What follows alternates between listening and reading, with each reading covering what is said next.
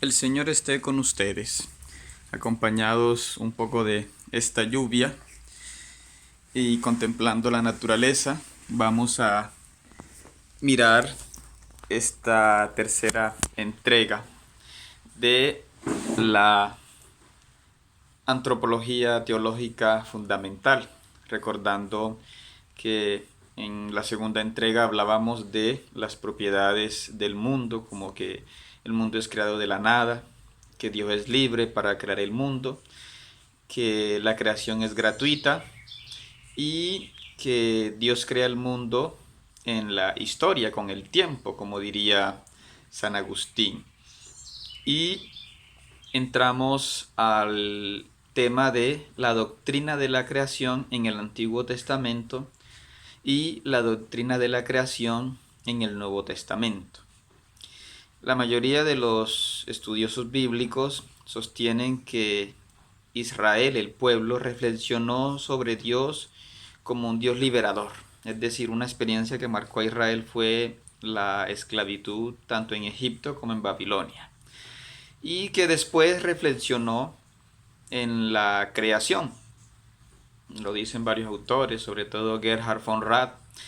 Pero hay autores como Westermann que dice, mire, todos los pueblos han reflexionado sobre la creación, no necesariamente se reflexiona sobre una cosa primero y después sobre otra, se puede reflexionar sobre ambas, aunque de pronto se haya escrito Génesis 2 o Génesis 1 un poco más tarde.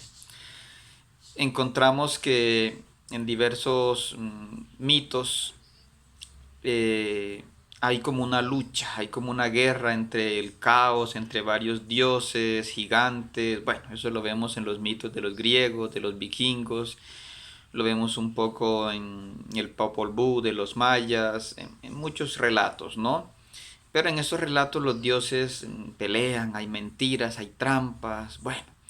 Después se dice que el hombre es creado y que el hombre tiene que aplacar a los dioses, que tiene que haber sacrificios, como habían los mitos de los aztecas o en los mitos de los babilonios con el dios Marduk, o incluso en los mitos de los mapuches en Chile.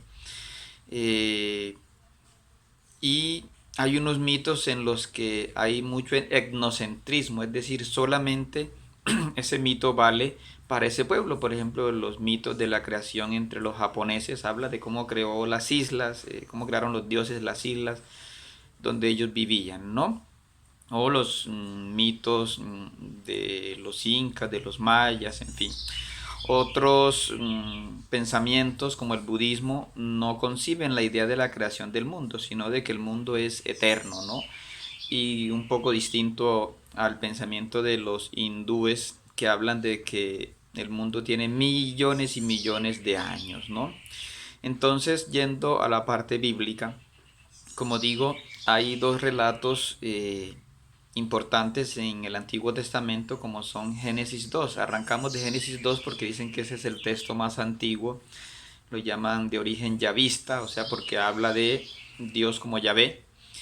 Y es un relato que explica la creación usando un lenguaje mitológico. Mitológico es una manera de expresar la verdad con figuras literarias, eh, mm, pero no significa que no sea cierto, ¿no? Sino que es un lenguaje. Y aquí dice básicamente cinco grandes verdades. La primera verdad es que Dios crea todo y lo llama cielo y tierra. Eso está en Génesis 2, donde explica sobre todo el origen del mal en la humanidad. Pero en Génesis 1 dice que Dios crea los cielos y la tierra. Y lo dice de manera tranquila, no como los mitos que nombrábamos, ¿no? No hay luchas. Como segundo, Dios crea mediante su palabra, es decir, hay un poder tremendo de Dios para crear. Tercero, lo hace de modo estructurado, por eso habla de 7 días, ¿sí? Pero son los días de Dios, no significa que sea domingo, lunes, martes, sino el tiempo de Dios. Cuarto, dice que la creación es buena. Sí, esto es una de las cosas que más hay que destacar y que por eso el hombre debe amar la creación, ¿no? El cuerpo es bueno, aunque después habrá esa lucha de criticar las cosas corporales, pero más adelante veremos que no, la Biblia no trae esa idea. Y quinto, que también Dios descansa, ¿no? Lo que llamamos el descanso sabático, ¿sí? Que es sobre todo importante para Israel. En Génesis 2, además, destaca que Dios creó al hombre varón y mujer. Es decir, es una verdad revelada que hay dos sexos, ¿no? Tristemente ahora la ideología de género y otras mentalidades quieren hablar de muchísimos géneros, pero la Biblia solo sostiene dos. Y la misma genética, ¿no? Habla de XX, XY, los cromosomas. Bueno, ese es un tema muy amplio, pero esa es una verdad revelada, ¿no?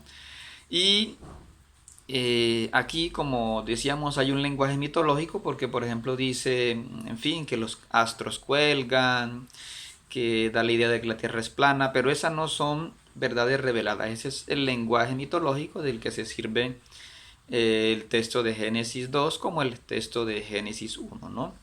Los profetas, los demás textos del Antiguo Testamento también apoyan esta verdad de la creación y sobre todo de que hay un solo Dios creador. Más adelante miraremos también el tema de los ángeles porque Dios es creador de todo, ¿no? Y los salmos, en fin, como el Salmo 8, el Salmo 136, el Salmo 146, alaban la creación de Dios.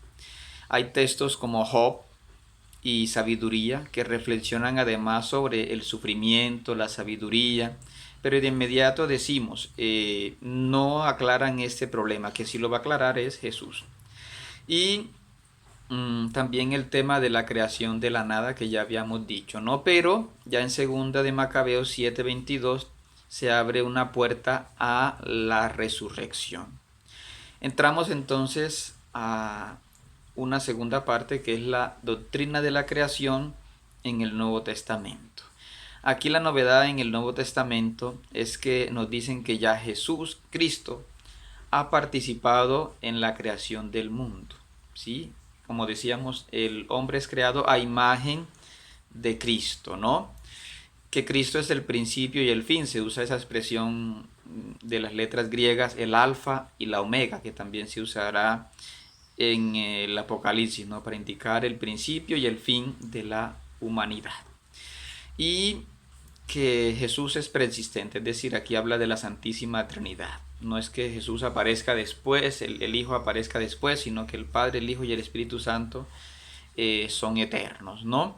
Hay un dicho muy bonito que es Dios se le ocurrió el tiempo para no crear todo de una vez. Bueno, es una forma de explicar un poco esto del tiempo que es tan misterioso también, ¿no? Y en Israel y en la iglesia el tiempo es lineal, no es cíclico, no es que se esté repitiendo, no vamos avanzando hacia una historia, hacia la redención eterna.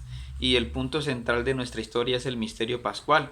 Por eso nosotros como cristianos no celebramos el sábado judío, sino que celebramos es el domingo porque lo más importante ahora de nuestra existencia, de la creación, es el misterio pascual y Jesús resucitó el domingo.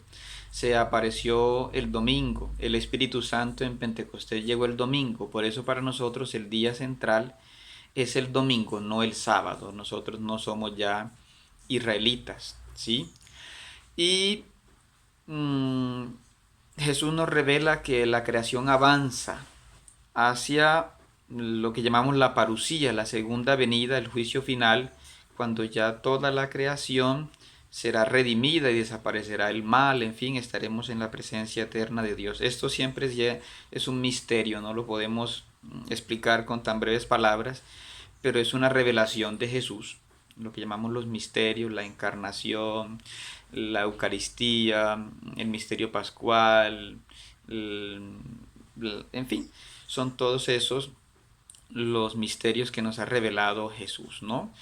Y el Señor nos explica que al final la muerte será derrotada. Por eso en el misterio del Rosario partimos desde la anunciación, ¿sí? De la encarnación de Jesús y llegamos hasta la redención, ejemplificada en nuestra Madre María, que es coronada como Reina Universal de todo lo creado, que simboliza la victoria de la vida eterna sobre esta vida limitada que tenemos. Muchas gracias.